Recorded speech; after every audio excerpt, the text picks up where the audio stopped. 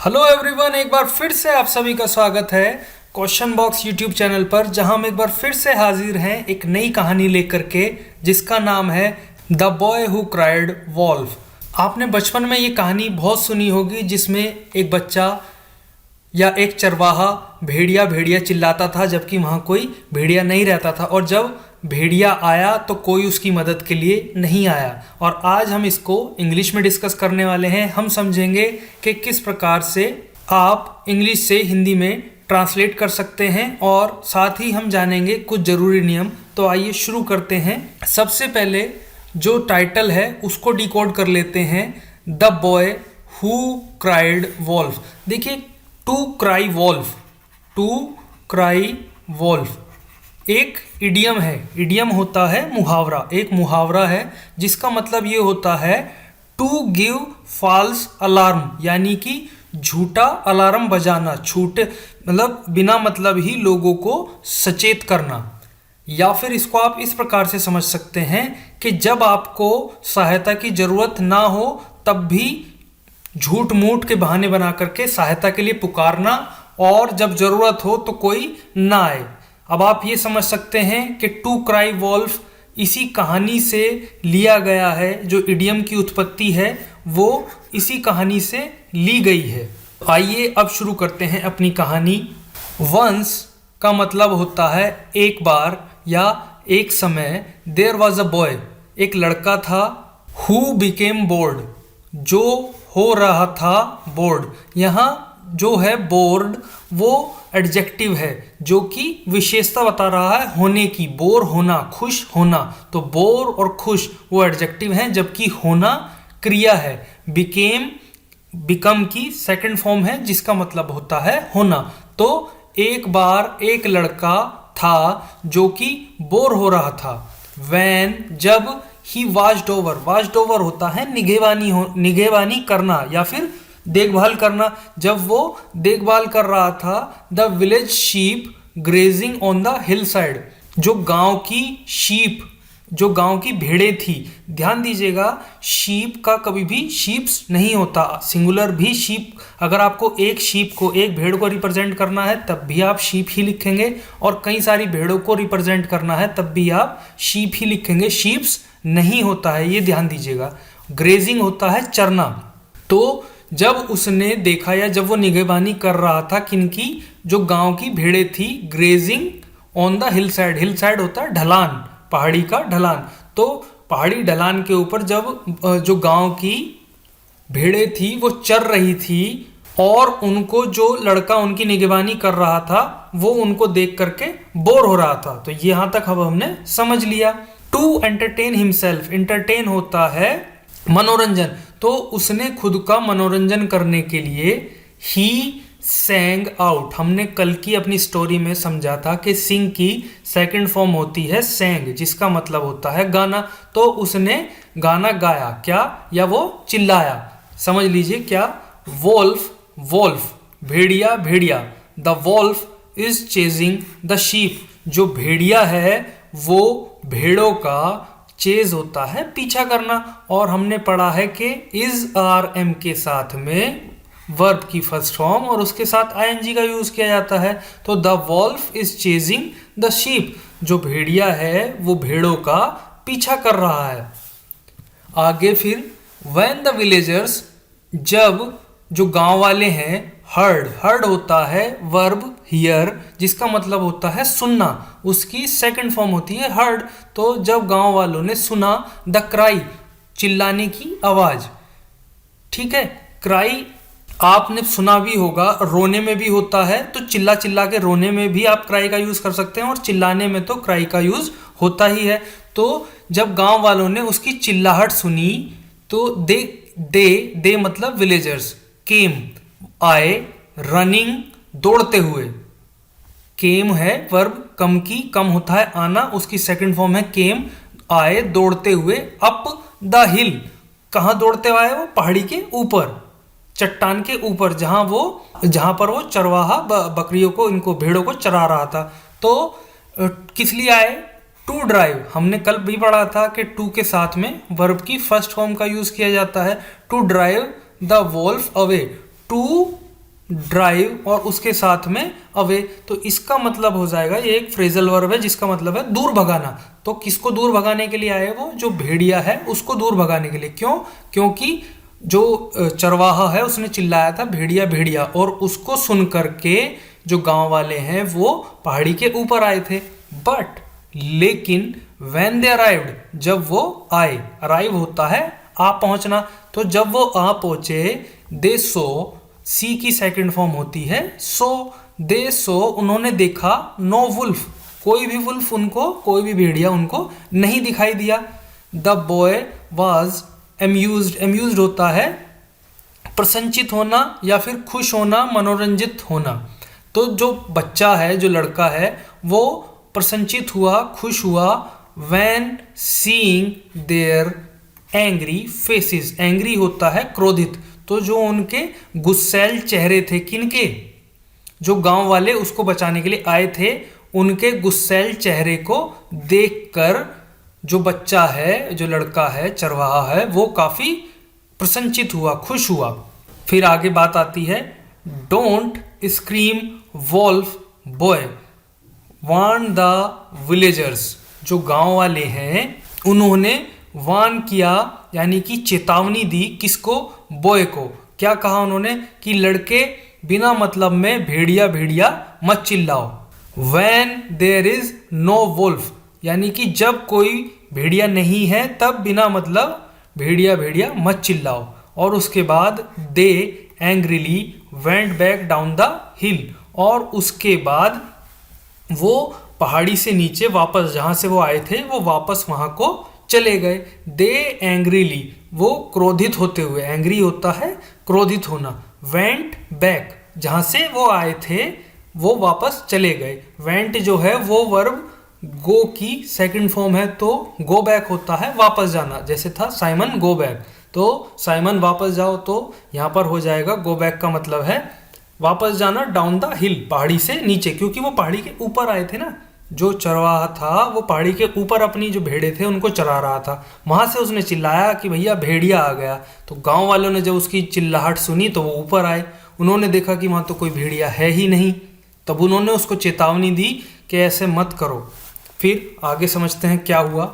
Letter, letter का मतलब होता है बाद में। द शेफर्ड, शेफर्ड होता है चरवाहा, जो चरवाहा लड़का था, cried out once again, once again का मतलब होता है एक बार फिर, वंस का मतलब होता है एक बार, अगेन फिर। तो एक बार फिर जो चरवाहा लड़का था, क्राइड आउट, जोर से चिल्लाया।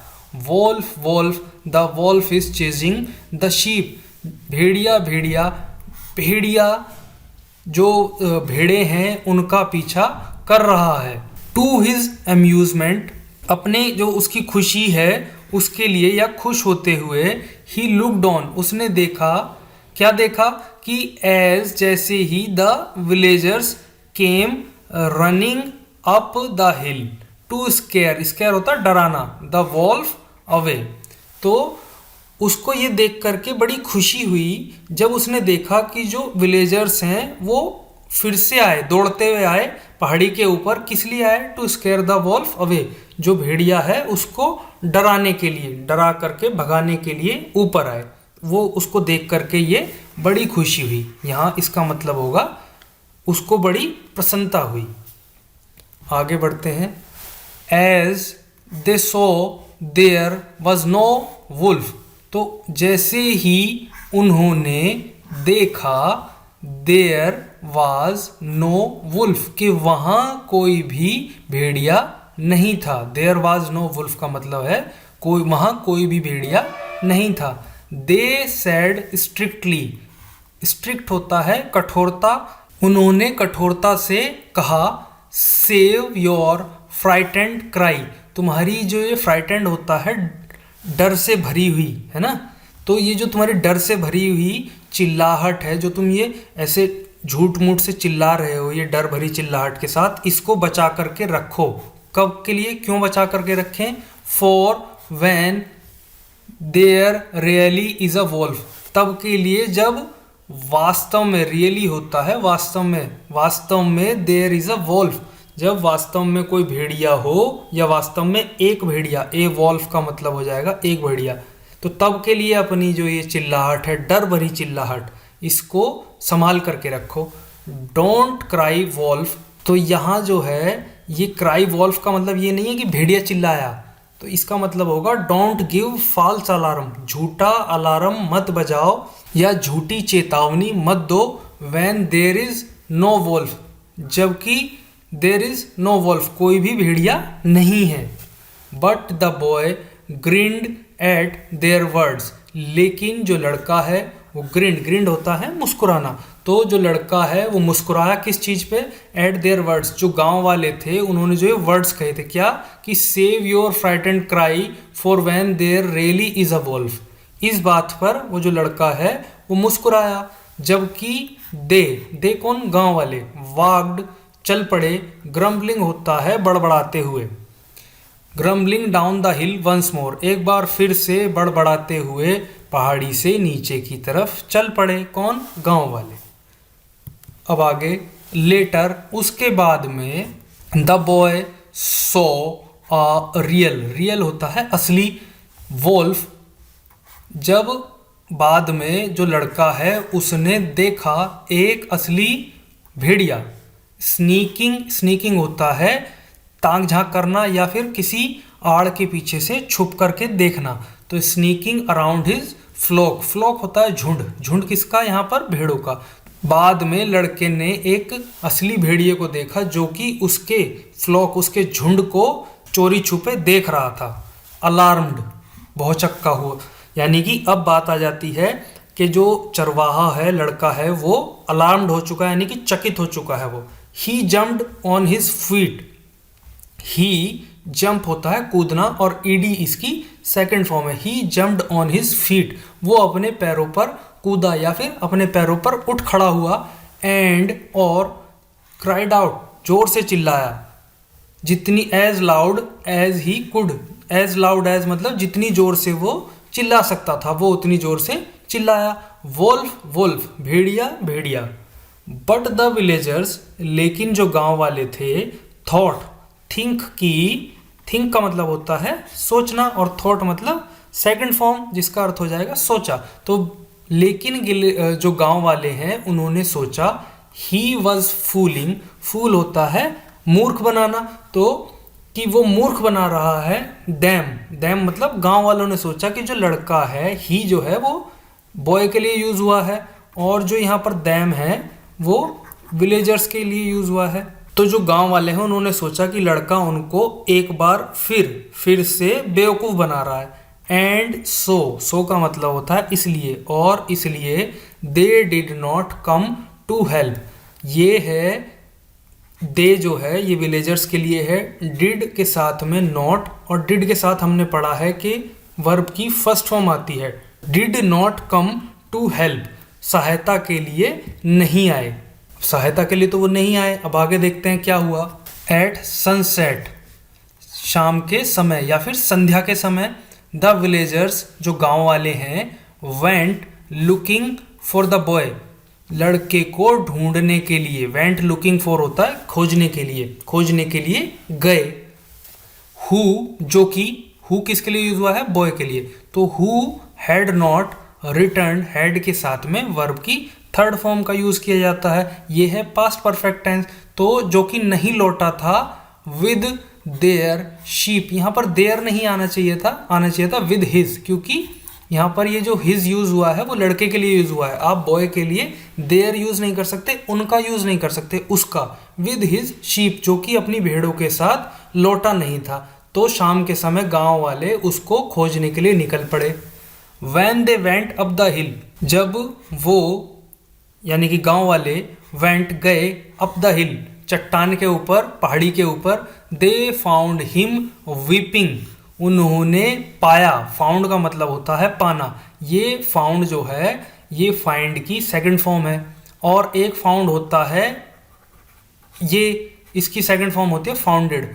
तो जब आप कोई इंस्टीट्यूशन वगैरह, कॉलेज या कुछ ही चीज़ की स्थापना करते हैं तो फाउंड ये वाला आता है, और जब ये फाइंड आता है तो इसका मतलब है पाना। तो उन्होंने पाया, हिम उसको रोते हुए, वीप का मतलब होता है रोना, तो रोते हुए पाया।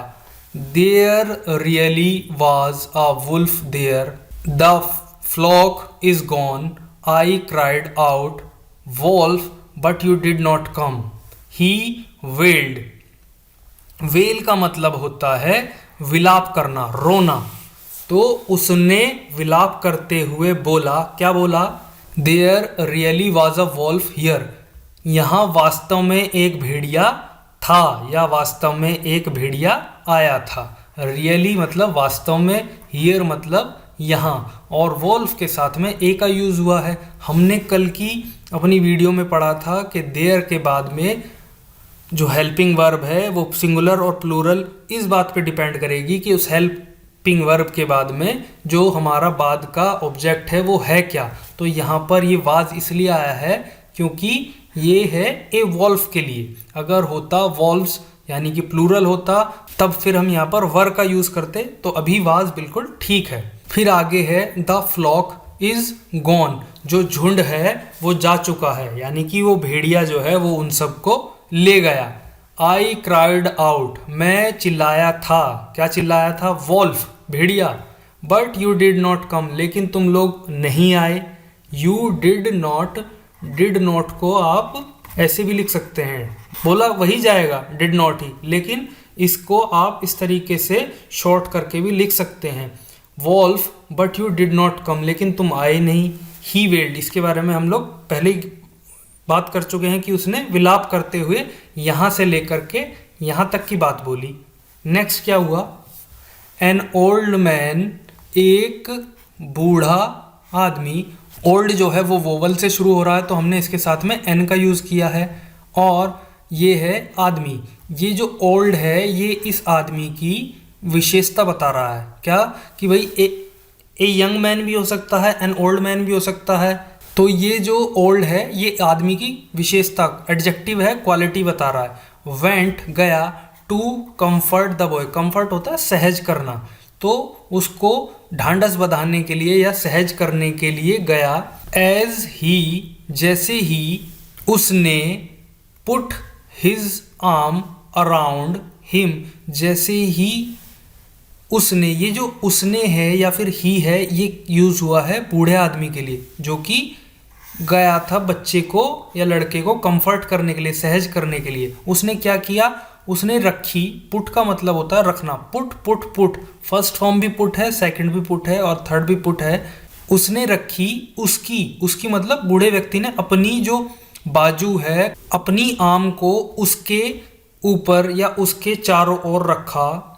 जैसे आप समझिए ना, जैसे कि आप किसी को मान के चलिए बराबर में आए और अपना कोई हाथ उसके दूसरे कंधे के ऊपर, लेफ्ट हाथ उसके लेफ्ट कंधे के ऊपर रखा या राइट कंधे के ऊपर रखा, तो आपने उसका अपनी जो हथेली है, जो अपना हाथ है, उसके ऊपर रख दिया। So as he put his arm around him, he said, उसने कहा, उसने किसने? बूढ़े व्यक्ति ने। नोबडी बिलीव्स अ लायर, कोई भी, बिलीव होता है विश्वास करना, और अ लायर एक झूठा आदमी, तो कोई भी झूठे आदमी को विश्वास नहीं करता है। देखिए नोबडी होता है सिंगुलर सब्जेक्ट, और उसी के लिए हमने बिलीव के साथ में एस का यूज किया है, क्योंकि हम प्रेजेंट इंडेफिनिट में ऐसा ही करते हैं, सिंगुलर सब्जेक्ट प्लस वर्ब की फर्स्ट फॉर्म एस या ई एस, जैसे कि वर्ड की डिमांड हो, तो यहाँ पर हमने बिलीव के साथ में एस का यूज किया है। और फिर आगे कहते हैं कि कोई भी झूठे व्यक्ति पर विश्वास नहीं करता, या तब भी, इवन होता तब भी, जबकि he is telling the truth, वो सच बोल रहा हो। सो आज की हमारी कहानी यहीं पर समाप्त होती है। आई होप कि आपको ये डिस्कशन अच्छा लगा होगा और आपके यूज़फुल भी रहा होगा। इनके सभी भी आपका कोई डाउट है तो आप कमेंट में पूछ सकते हैं। साथ ही अगर आप किसी प्रकार का सुधार चाहते हैं तो आप अपना सजेशन कमेंट में लिख सकते हैं। यहाँ तक बने रहने के लिए आपका बहुत बहुत धन्यवाद।